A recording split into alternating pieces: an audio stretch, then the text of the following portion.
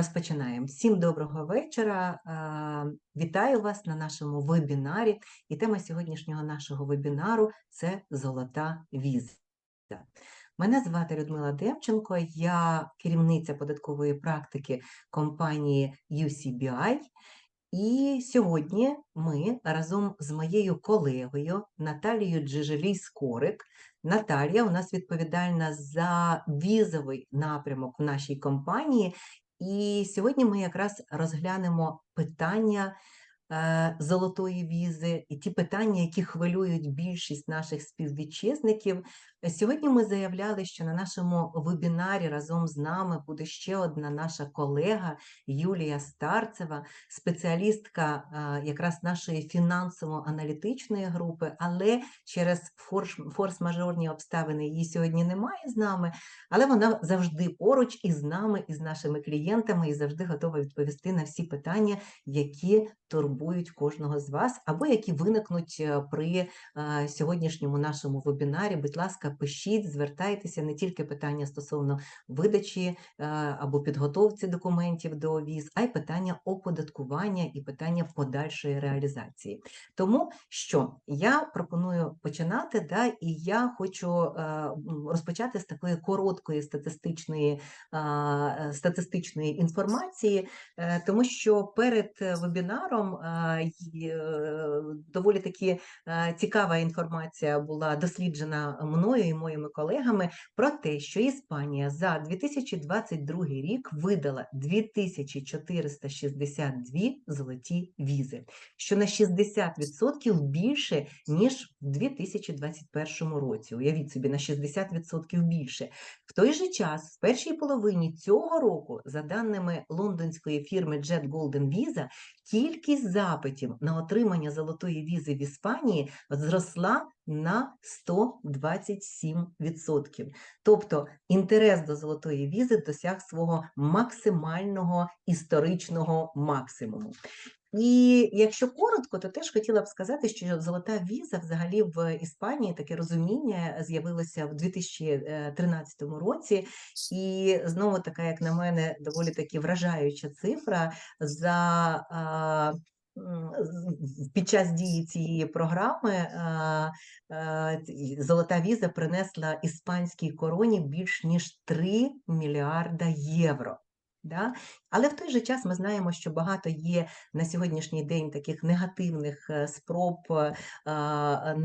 і таких застережень до уряду щодо того, що нібито іспанська сторона недостатньо приймає заходів стосовно підтвердження легалізації коштів і так далі. І Європейський Союз запропонував розглянути питання стосовно того, а чи взагалі, щоб Іспанія розглянула питання стосовно відміни чи призупинення видачі золотих віз. Тому сьогодні ми чому вважаємо, що тема доволі таки актуальна, тому що сьогодні якраз поговоривши про золоті візи, можливо, у вас виникнуть якісь додаткові питання, або, можливо, ви якраз приймете це як керівництво до дій і поспішите якраз в цьому напрямку зробити відповідне придбання нерухомості або відповідний вклад в іспанську економіку і отримати золоту візу. Так ось, сьогодні я перебуваю в Україні і зустрічаюся з доволі таки великою кількістю людей, і всі мене запитують, а що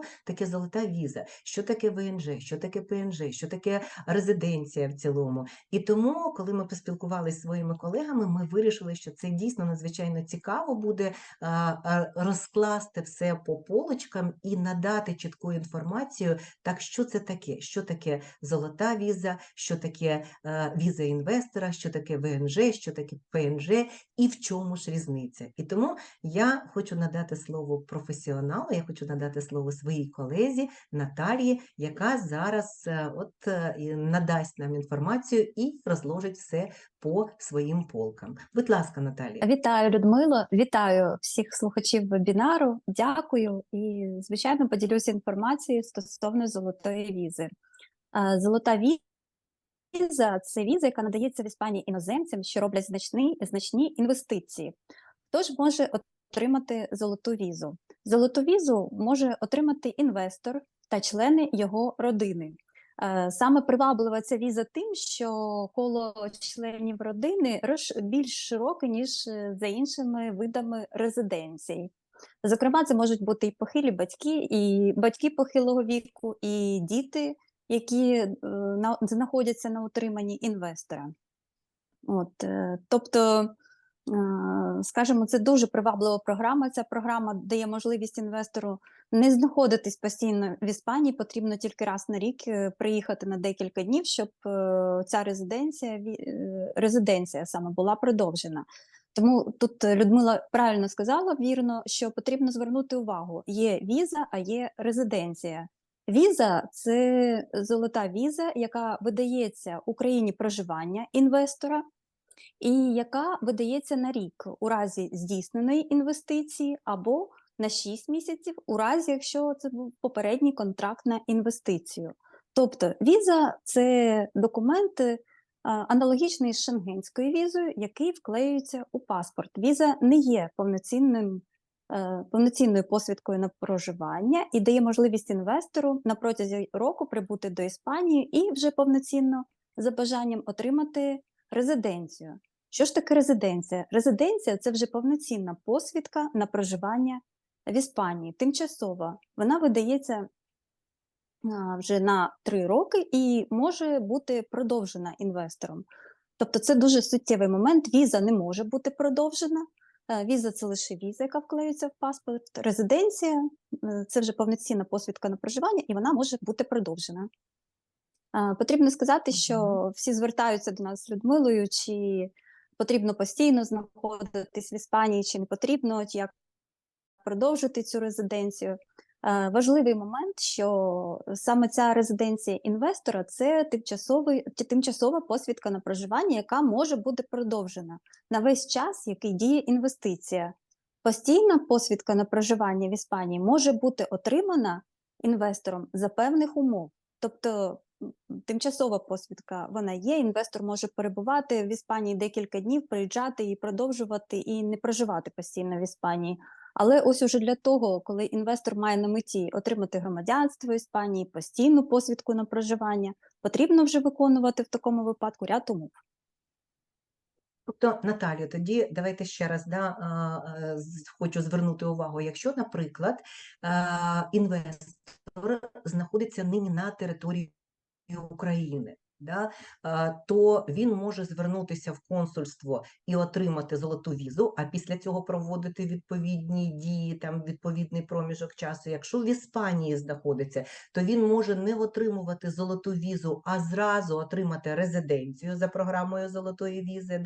І скажіть, а взагалі, чи прирівнюється віза до повноцінного ВНЖ? Чи це зовсім різні речі? Поясніть, будь ласка, ще це питання, тому що, мені здається, це надзвичайно цікаво теж. Так, звичайно. Віза не є повноцінною посвідкою на проживання. Віза – це лише віза, як на кшталт шенгенської візи, яка вклеюється в паспорт. Вона має особливі умови, вона має визначений термін 1 рік, вона не може бути продовжена або ж на рік, або на 6 місяців, в залежності від умов отримання такої візи. Резиденція – це вже повноцінна посвідка на проживання в Іспанії. Спочатку видається тимчасова посвідка на проживання, вона може бути продовжена інвестором, скільки знаходиться інвестиція в Іспанії. Тобто це, скажімо, та умова, коли те, що ми звертаємо увагу, інвестор не повинен постійно проживати в Іспанії, якщо він не планує отримувати в подальшому постійну посвідку на проживання і громадянство Іспанії.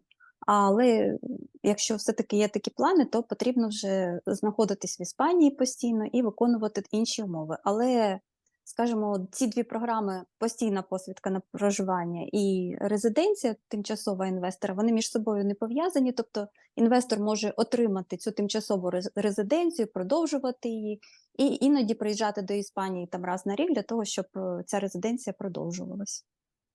Зрозуміло, тому що якраз по цьому дійсно виникає досить багато питань, поки не розуміли люди, скільки потрібно перебувати на території Іспанії, якщо ти візу отримав чи резиденцію. Дякую, тепер мені здається все чітко і ясно і зрозуміло. Да? А скажіть, а які ж все-таки, що необхідно, які критерії для того, щоб почати рухатись в напрямку золотої візи або, відповідно, подальшої резиденції? Звичайно, це потрібно здійснити інвестицію.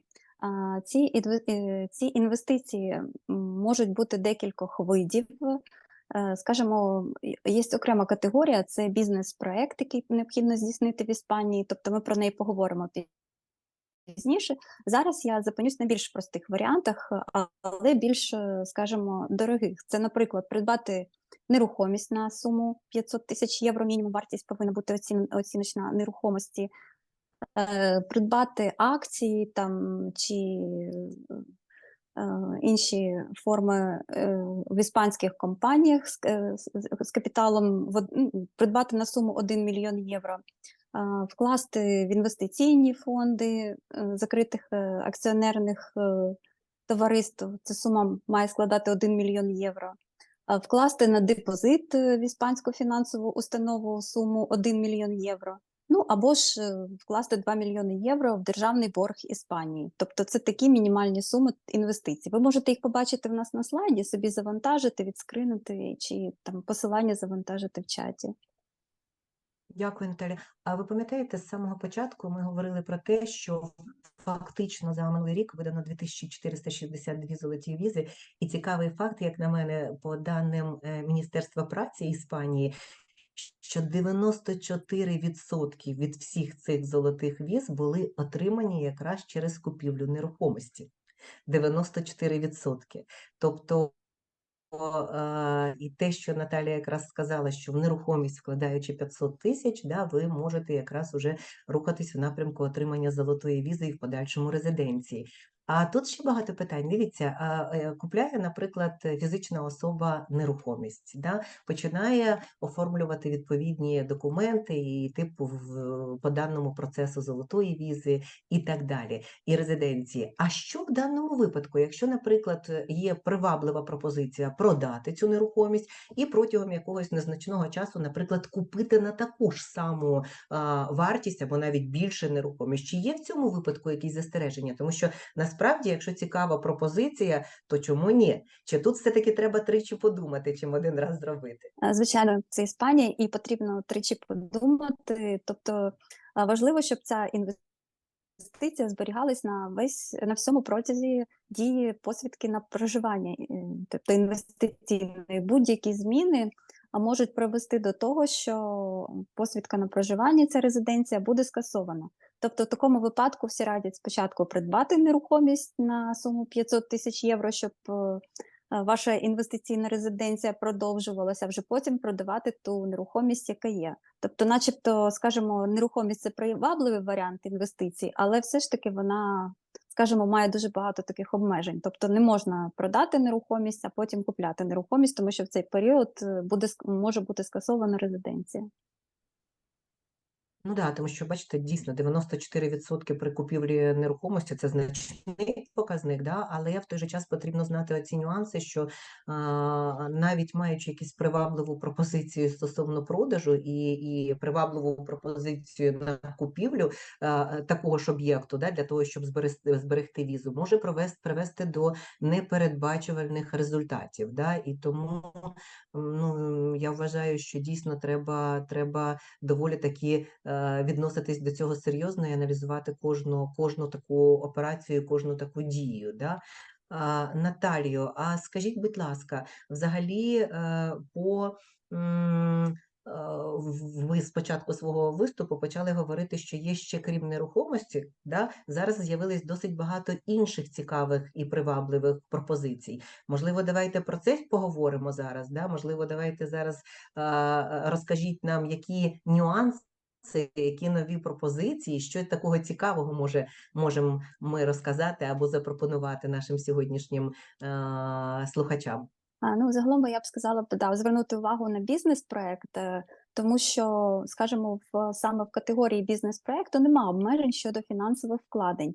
Є тільки обмеження, визначені саме для самого бізнес-проекту. Тобто такий бізнес-проект має створювати робочі місця в Іспанії, має впливати суттєво на розвиток географічного регіону, в якому здійснюється, а також ну, або мати інноваційні чи якісь значні інноваційні технічні вклади в економіку Іспанії.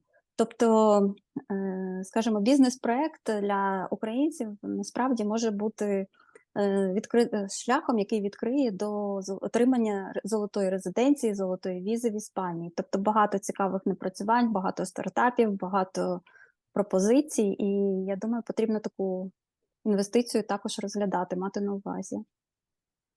Ну, насправді, да, тому що немає конкретної суми інвестицій, ти можеш дійсно отримати таку ж саму привілегію, да, але в той же час дійсно, ну, як на мене, так все привабливо виглядає, але насправді чи все так привабливо, як виглядає спершу, да, чи є якісь нюанси, чи можливо є якісь ще в даному випадку вимоги, там, які має виконати наш український співвітчизник, подаючи такий проєкт на затвердження, чи подаючи такий проєкт на розгляд, що в цьому випадку потрібно? Тому що насправді цікаво. Так, Людмила, це цікаво. І загалом, я думаю, для тих підприємців, які дійсно ведуть свій бізнес, це шлях в Іспанію. І шлях до розвитку Іспанії, і шлях до розвитку українського бізнесу. Але все ж потрібно мати на увазі, що в Іспанії досить серйозно компетентні органи оцінюють бізнес-проект, який повинен бути підготовлений для реалізації, для отримання візи, скажімо так, ну, бізнес-проекту. Тобто цей бізнес-проект розглядається компетентними органами, по ньому потрібно отримати схвалення. Для схвалення такого бізнес-проекту, бізнес-плану потрібно надати на розгляд в Іспанії певний перелік документів. Кожен показник, кожен економічний розрахунок такого бізнес-плану буде перевірятися дуже компетентними фахівцями. Мало того, є певні вимоги до бізнес-плану, є структура бізнес-плану, яку ви можете побачити на нашому сайті і завантажити. Тобто я вже не буду повністю це перераховувати, тому що це досить серйозне питання. Бізнес-план складається саме за такою структурою, подається на розгляд, і тільки після отримання схвалення такого бізнес-плану можна подавати інвестору на отримання резиденції по цій програмі золотої візи. Тобто, наскільки я розумію, ну, звісно, можна і самостійно, да, в цьому напрямку працювати, але надзвичайно, як на мене, надзвичайно складно, треба враховувати всі вимоги діючого законодавства, да, і в даному випадку мені здається, що для того, щоб бути впевненому, да, що цей бізнес-план і проєкт буде прийнятий, затверджений і так далі, все-таки потрібно звернутися до висококваліфікованих спеціалістів, да, які допоможуть і фактично супроводять цьому процесі. Да, тому що дійсно цікава, приваблива пропозиція. Дійсно, наскільки я розумію, це все-таки нововведення, да, це не так давно, тому що ми говорили, золоті візи у нас з 13-го року, да, і ми говорили про статистику, і наскільки я розумію, бізнес-план – це ось зовсім недавна новина, така недавнє нововведення, тому ну, я вважаю, що це досить цікаво. Я вважаю, що для того, щоб цей бізнес-проєкт і бізнес-план мав подальшу реалізацію, все-таки потрібно дійсно доволі таки серйозно підготовитись. Тим паче ми знаємо, Наталія, як спеціаліст, який готовить і подає документи, і супроводжує ці документи, фактично кожен раз зазначає, що іспанські держслужбовці доволі прискіпливо відносяться до кожного пункту документу, до кожної цифри, до кожної стрічки, тому я вважаю, що в даному випадку зверніть на це увагу і звертайтеся до професіоналів, які вам можуть допомогти підготовити цей документ, тому що насправді це цікаво. Побачимо, може в наступному році якраз і золоті візи по бізнес-плану будуть в лідерах, а не нерухомість, або, можливо, навпаки, да? Тобто це справа часу. Так, і ми повинні мати на увазі, що іспанська податкова досить прискіпливо також ставиться до відкриття бізнесу. Тобто, ну, скажу такий маленький приклад, в Іспанії є автоному, це як фізична особа-підприємець, а є компанія, ну, так само на кшталт, як в Україні, е, е, Товариство, да? товариство з Мгм. обмеженою товариство з обмеженою відповідальністю. От, наприклад, там хтось з відомих акторів відкрив таке товариство і пропонував себе для зйомок у фільмів саме через таке товариство. Чому? Тому що він мав оподаткування 25% як така компанія, але як автонома він би сплачував там більше податків, в ньому виходило 47%. І от тут іспанська податкова приходить до такого бізнес-плану і говорить: ні, це оптимізація податків, ні, ви повинні сплатити штраф, тому що це ваша професійна діяльність, це не ваша підприємницька діяльність. Дуже великі такі тонкощі, тому і відкривати компанію, і створювати бізнес-план потрібно з фахівцями, щоб не отримати такий штраф на незнанні іспанського законодавства.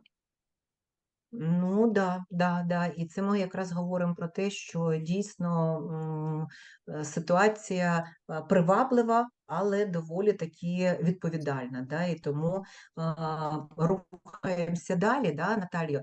Що ще, на що ще Так. нам потрібно звернути увагу, які документи нам необхідно зібрати? І взагалі, я так розумію, що вже якась є чітка програма дій, щоб не було ніяких ні застережень по золотій візі, нічого. Ви зараз розкажіть нам, будь ласка, що необхідно для того, щоб отримати золоту візу або далі в подальшому отримати резиденцію. Насправді для цієї візи досить нескладний пакет документів.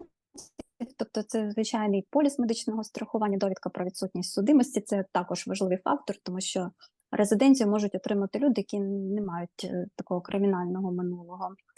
Потрібно надати документи про акредитацію інвестицій, тобто потрібно подати документи своєї сім'ї, паспорт, ну, скажімо, нема таких якихось особливих вимог, але потрібно звернути увагу на те, що під час розгляду резиденції, звичайно, буде прискіпливо розглядатися і легальність походження коштів. Тобто тут важливо надати довідки про те, що з цих коштів сплачені податки, довідки про погодження таких коштів, довідки декларації з податкової служби, там довідки про продаж майна чи довідки про продаж акцій. Тобто це дуже важливе питання в цьому контексті. І ще хотіла б звернути увагу саме на акредитацію інвестицій, тобто потрібно відповідно до кожної категорії інвестицій отримати відповідний документ. Наприклад, там нерухомість, договір купівлі-продажу, реєстрація в реєстрі власності Іспанії, підтвердження сплати всіх необхідних зборів. І ви можете побачити, не буду перераховувати все на нашому слайді, завантажити скрін зробити чи завантажити з чату таке посилання. Тобто ці всі сертифікати, які тут перераховані, в залежності від виду інвестицій, потрібно обов'язково надати. Вони вже повинні бути готові. Ну, тобто ви хочете сказати, що в даному випадку сам пакет документів доволі таки легко зібрати. Да? Єдине, що є відповідна проблематика з апостилем, з апостилем, з перекладом відповідних документів по терміну, то якщо комусь необхідно терміново, тому що виникають питання, що нам потрібно терміново отримати переклад Курадо і так далі, це все, звісно, не так швидко робиться в Іспанії, потрібно деякий час. Але, в принципі, ви бачите, що перелік документів незначний. Єдине, що, знову ж таки, необхідно доволі таки з досвідом і знанням готувати цей пакет документів і подавати на затвердження. Да? Наталію, а скажіть мені, будь ласка, ось зібрали пакет документів, і далі тоді цей пакет документів передається, може, самостійно фізична особа, або знову через спеціалістів подати на отримання, чи яким чином відбувається ця реалізація пакету документів? В залежності від того, звичайно, що хоче отримати ця фізична особа, це резиденцію одразу, перебуваючи в Іспанії, чи візу, подаючи документи до консульства. Тобто до консульства пакет документів подати легше. Тобто це, скажімо, на сайті любого консульства ви можете прочитати, заповнити відповідну заявку, надати ці документи і отримати самостійно чи там за допомогою помічників таку візу. Що стосується резиденції, резиденцію можна подати заявку на резиденцію можна подати в Іспанії, якщо є у заявника електронний підпис в Іспанії саме, то це взагалі не складає ніякої проблеми. Тобто є електронна форма в компетентних органах Іспанії, і це все подається в сканованому вигляді дуже швидко. Але все ж я рекомендую звернутися до фахівців, тому що це Іспанія, да, є певні нюанси, потрібно перевірити, чи є всі переклади, чи відповідають всі сертифікати, правильно точно завантажити це все в програму. І тобто це з першого разу, перебуваючи перший раз в країні, зробити не так просто. Добре, Наталію, а ще тоді у мене запитання. Ну, ми з вами говорили, да, що досить значний відсоток отримує візи по нерухомості, да, по придбанню нерухомості. Скажіть, а які взагалі у вас такі виникають питання в цілому, і взагалі, чи коли фізична особа вирішила все-таки придбавати нерухомість в Іспанії, да, які взагалі у вас виникають найчастіше питання від наших співвітчизників? От да, саме це цікавий момент наших співвітчизників, дуже цікавий, чи можна придбавати нерухомість на юридичну особу і отримувати таку золоту візу. Тобто, якщо ви нам, Людмила, розкажете про це, буде дуже цікаво.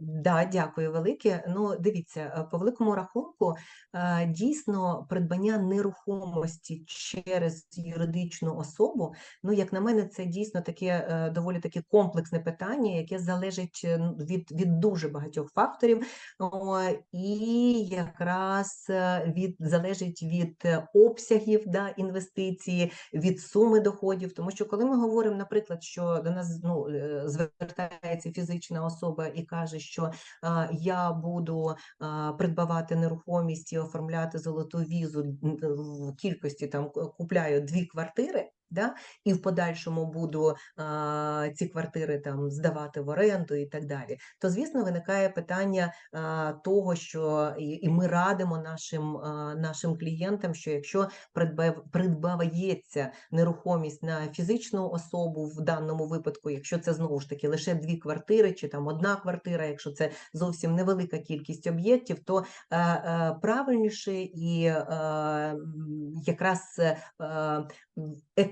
фактично по податковому обліку більш логічніше придбавати на фізичну особу. А знову ж таки, коли, наприклад, вирішують придбавати нерухомість, там готель або там 20 об'єктів нерухомості, житлові квартири і так далі, тоді, звісно, ми радимо придбавати на юридичну особу, тому що в даному випадку буде і зменшення податку на додану вартість, і буде компанія відображати амортизацію відповідно. Тобто, коли ми говоримо, тут все потрібно вирішувати в комплексі, і треба, звісно, розглядати все питання комплексно, тому що коли ми говоримо про те, що, наприклад, потрібно зареєструвати ЕСЕЛЬку, да? Реєстрація ЕСЕЛЬка – це товариство, коштує відповідної суми грошей, да? Далі тоді супроводження, бухгалтерське, податкове і так далі. І тому, ну, є такі випадки, коли люди спочатку не оцінюють ситуацію, їм сказали, що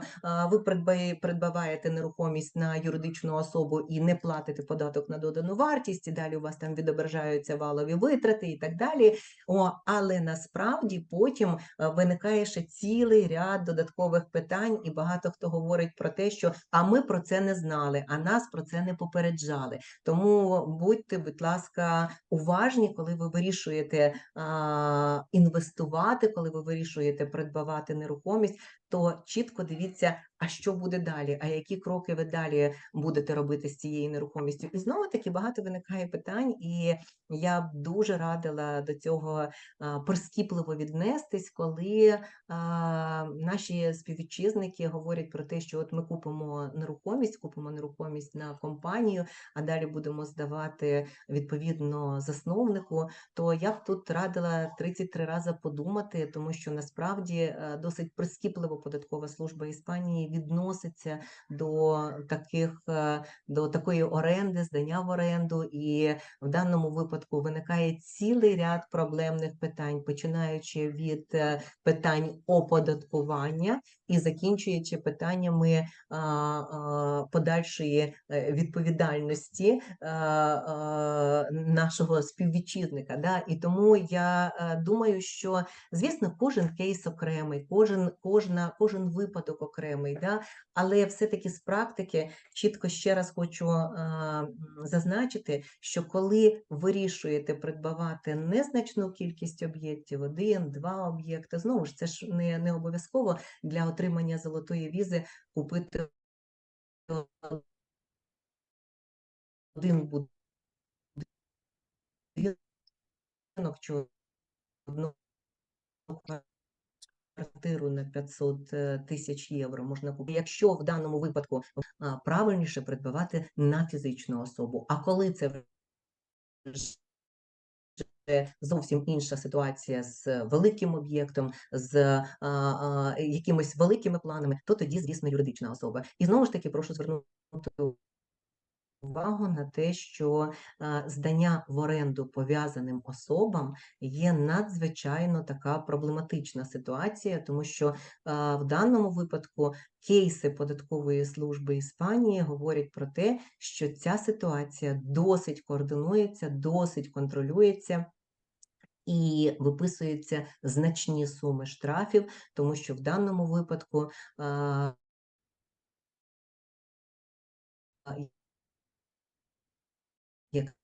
якраз правило пов'язаної особи. Тому, Наталію, ну, коротко так, тут можна досить довго говорити, тому що насправді, знову-таки, придбаючи наприклад, нерухомість на фізичну особу, да, скільки потрібно сплатити податків? Якщо це первинне придбання нерухомості, то 10% податку на додану вартість і, відповідно, там максимум 4% на оформлення. Якщо це вторинне, то трошки менше. Ну, тобто, в даному випадку ситуація, ну, доволі таки, скажімо, широка, і тут, як на мене, в кожному разі потрібно звертатися, потрібно більш детально розглядати всю ситуацію. І знову-таки, якщо вам потрібна буде допомога, якщо вам потрібно буде визначитись і прийняти правильне рішення перед купівлею, обов'язково проаналізувати, подивитися, провести due diligence, тому що це необхідний засіб. Я досить знаю багатьох людей, які говорять про те, що купили нерухомість, а потім планували, наприклад, одну дію здавати в оренду, чи відкрити там відповідні заклади харчування, а потім не можуть це зробити, тому що перед купівлею не було проведено відповідний due diligence. Тому прошу звернути на це увагу теж. І я думаю, Наталія, що у нас був доволі таки теж такий широкий вебінар і семінар стосовно придбання нерухомості, і є на сайті слайди, де чітко зазначено і ставки, і при придбанню нерухомості, в подальшому при продажу, при зданні в оренду і так далі. Кому буде цікаво, будь ласка, тому що там дійсно така обширна і широка інформація на цю тему. Також я ще додам стосовно сімейних пар. Да? Тобто, наприклад, якщо сім'я придбала будинок у спільну сімейну власність на 500 тисяч євро, то чи кожен із чоловік і дружина мають право на візу інвестора? Ні, в такому випадку, якщо нерухомість саме по цьому мінімальному порогу 500 тисяч євро, сім'я може вибрати когось одного, якогось чоловіка чи дружину як інвестора, а вже другий член родини, чоловік чи дружина, буде йти по приєднанню. Теж хочу відповісти одразу на те питання, яке нам часто задають. Іспанія демократична країна, тобто якщо, наприклад, дружина отримала візу інвестора, то, звичайно, Іспанія дозволяє возз'єднання сім'ї, і чоловік потім може отримати посвідку на тимчасове проживання в Іспанії, як уже член родини інвестора, який має резиденцію. Тобто, скажімо, вступають в дію різні програми, різні форми, і одразу отримання візи всією родиною, і потім отримання візи по приєднанню. Тобто це не є проблема в Іспанії. От, разом з цим, якщо, наприклад, сім'я придбала на 1 000 000 євро нерухомість в спільну власність, то, звичайно, 500 тисяч євро у дружини, 500 тисяч євро у чоловіка. В такому випадку кожен може бути інвестором, кожен може претендувати саме на візу інвестора, а не на візу члена сім'ї. Скажімо, такі є нюанси в оформленні нерухомості. Угу. Добре, Наталія, дякую велике, тому що якраз таке питання теж прийшло до нас в запитаннях, ще все-таки в даному випадку ділиться оця сума. Ви вже відповіли, да, дійсно так і є. І ще одне запитання.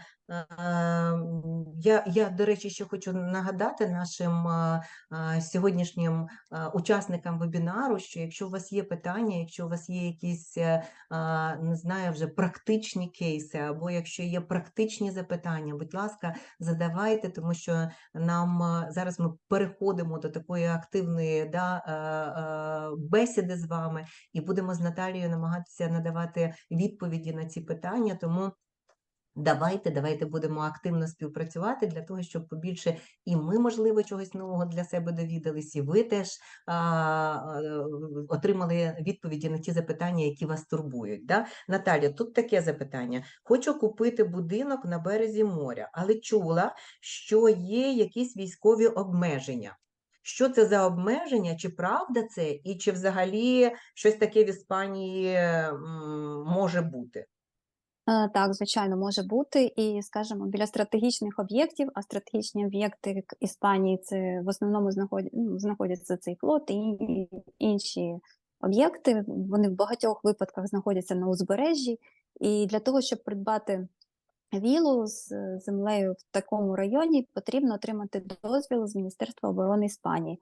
Такий дозвіл отримують громадяни третіх країн. Він не потрібен для громадян Іспанії, для громадян Євросоюзу, але для українців так може бути скластись така ситуація, що ви придбаєте віллу, а її потрібно буде терміново продавати, тому що не було, наприклад, цього дозволу. Тобто дуже уважно потрібно перевіряти саме військовий дозвіл. Його можна отримати в Міністерстві оборони, термін отримання десь приблизно 2-3 місяці, але це окрема процедура. Тобто агентства, які продають відповідні там будинки, да, вілли, нерухомості і так далі, вони попереджають, чи мають попереджати, чи все-таки відповідальність на тому, хто придбаває, да, відповідну нерухомість.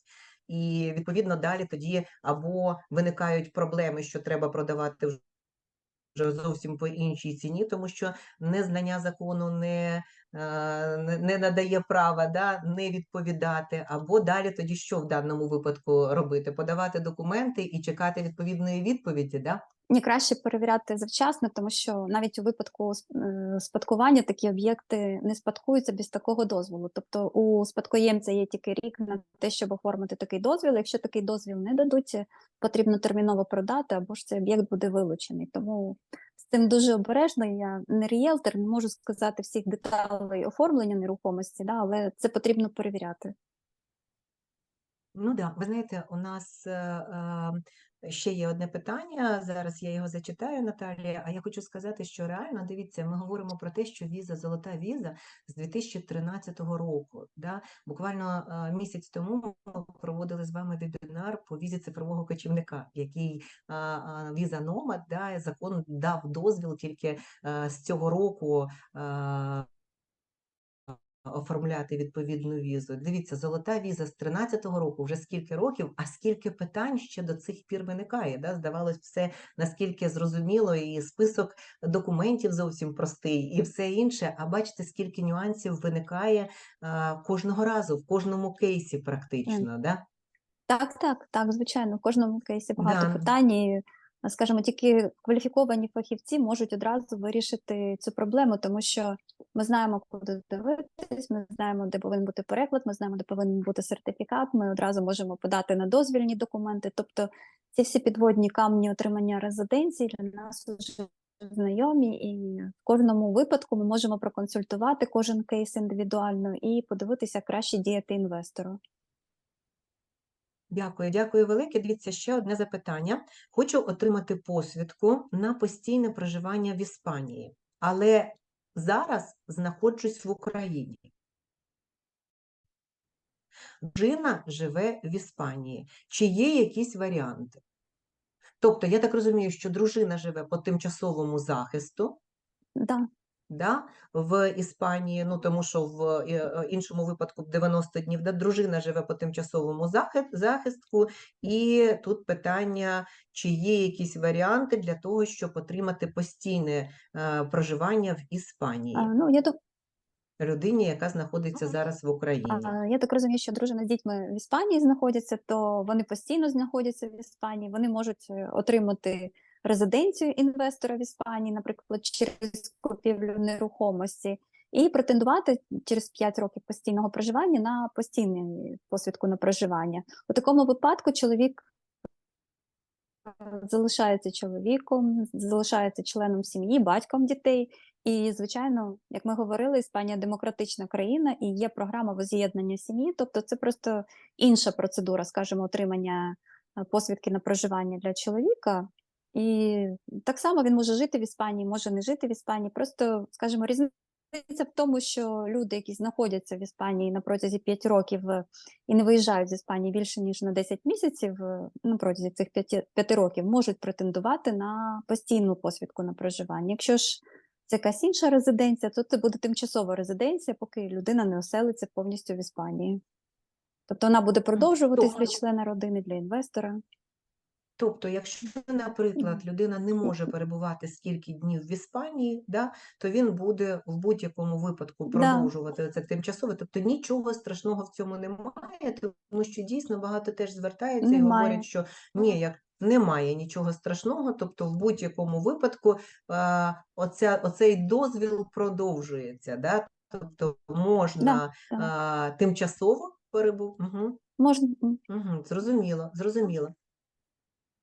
Наталіо, добре, а тоді скажіть ще, будь ласка, так, у нас є, давайте зараз глянемо, чи є у нас якісь питання.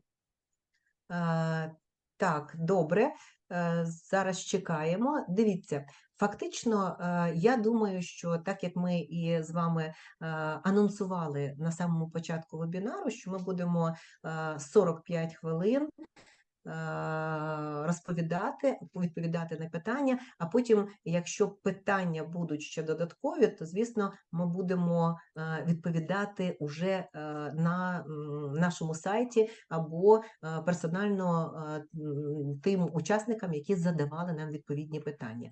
Але я пропоную зараз зробити такі короткий такий бліц, да, Наталія, по тим питанням, які принципово важливі, да, буквально коротко, тобто в чому знову ж таки різниця по золотої візи і резиденції, буквально коротко, як ви бачите, да, ідеальний пакет документів для того, щоб не було ніяких нюансів при подачі документів. А я тоді знову ж таки коротко анонсую інформацію про податковому супроводженні і, можливо, на цьому, якщо не буде питань, будемо завершувати.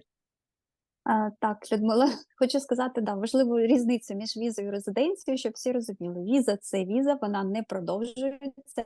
Віза на кшталт шенгенської візи вклеюється в паспорт і має термін дії рік або 6 місяців, в залежності від тих умов, яку цю візу отримав інвестор. Резиденція – це тимчасова повноцінна посвідка на проживання в Іспанії, її можна отримати тільки на території Іспанії, подати документи на таку резиденцію. Вона видається на більший термін і продовжується, тобто у разі постійного проживання на території Іспанії 5 років, така резиденція може стати вже постійним посвідкою на проживання в Іспанії. Але якщо інвестор не перебуває постійно в Іспанії, її можна продовжувати і продовжувати. Тобто в цьому немає нічого страшного. Візу продовжувати не можна. Що стосується документів, да, тут документи дуже прості. Да. Будь ласка, я ще хотіла скажімо, просто... це паспорт. Тоді, да. я... Наталя, да. Будь ласка, продовжуйте, не чути, ага. Так, стосовно документів, хотіла сказати, документи дуже прості. Це паспорт, легальне перебування в Іспанії, або ж перебування в тій країні, в якій проживає інвестор, якщо подає на візу, поліс страхування медичний, справка про відсутність судимості. Це дуже важливий документ, звертати на це увагу. Документи про акредитацію інвестицій, документи про легальність походження коштів і документи родини. Тобто нема нічого страшного.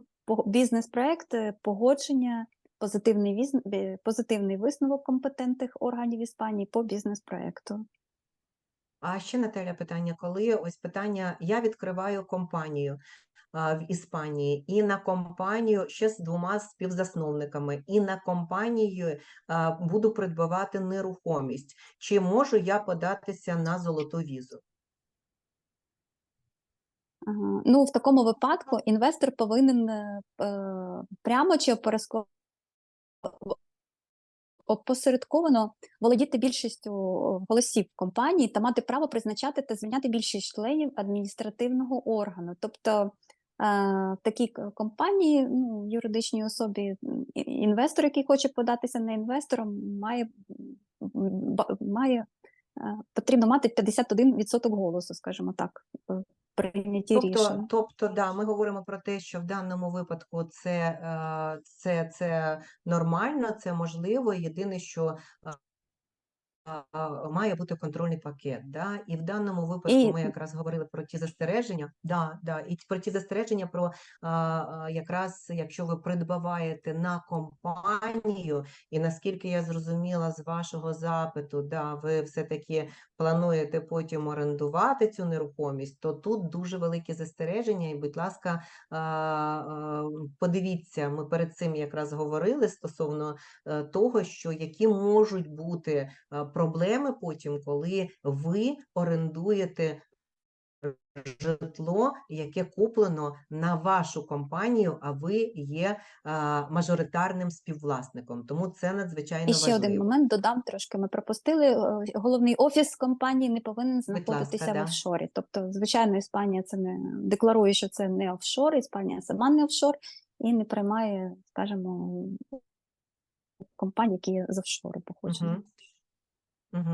Ну, список офшорів є затверджено, можна знайти на будь-якому сайті, тому я думаю, що це не проблема, да? Подивитися і чітко визначитись з компанією.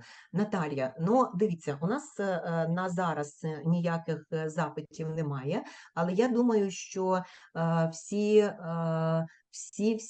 хто хоче задати питання на тему золотої візи, да, і якщо ці питання ще залишаться або залишаються у вас, будь ласка, пишіть нам, надавайте нам відповідний запит, і ми обов'язково будемо або висвітлювати цю інформацію в наших публікаціях, або надавати вам персонально, або на сайті відповідну інформацію стосовно відповідей на ті питання, які вас турбують.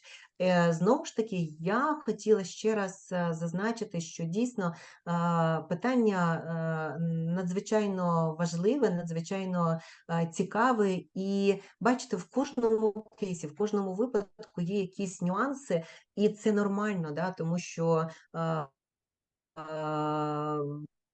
тому що незнайоме інколи для наших співвітчизників законодавство, да, тому що нові правила, якісь нові законодавчі документи, підзаконні акти і так далі. Тому ми будемо завжди раді і в цьому кейсі, да, при придбанні нерухомості, при реєстрації компанії, внесенні інвестицій через компанію, при, наприклад, питання, коли ви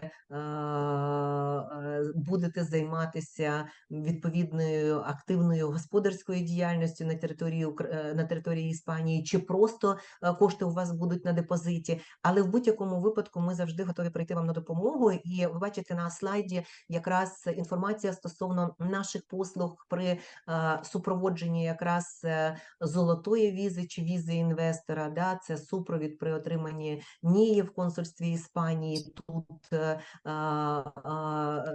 на території України, да, ви бачите дистанційне відкриття рахунку в іспанському банку, підбор нерухомості та повний супровід процедури купівля. Ну і обов'язково, це якраз сьогодні немає з нами нашої Юлії, але ми будемо в подальших публікаціях говорити якраз про аналіз ринків при угоді купівлі-продажу, тому що due diligence, ви чуєте сьогодні, скільки Наталія акцентувала увагу, що і тут є якісь нюанси, і тут є якісь нюанси, і тут. Тому дійсно питання, ну, як на мене, due diligence перед тим, як ви будете приймати якісь рішення, є надзвичайно важливе. Ну і знову ж таки, пам'ятаєте, коли було питання про те, купляти нерухомість як краще, на фізичну чи на юридичну особу, да?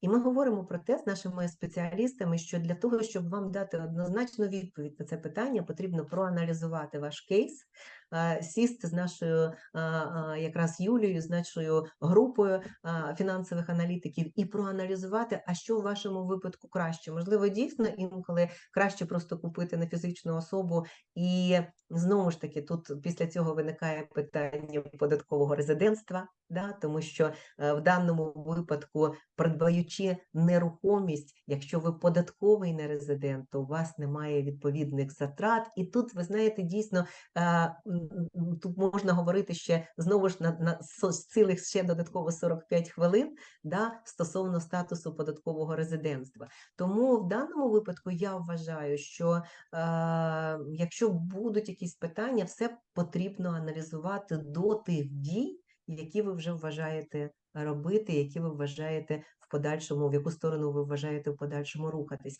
Ну і далі тоді наші спеціалісти залюбки вам допоможуть і відкрити компанію або зареєструвати автономо, ну і податковий, бухгалтерський супровід. Тобто повністю ця сфера податкового, бухгалтерського, юридичного супровіду ми разом з вами будемо в цій процедурі. Ну, а зараз я ще раз хочу заакцентувати увагу, що якщо будуть якісь питання, будь ласка, ось наші контакти, ось електронна почта, адреса. Будемо залюбки раді бачити наших співвітчизників у нашому офісі. Багато хто дійсно вже був у нас, знає, де ми.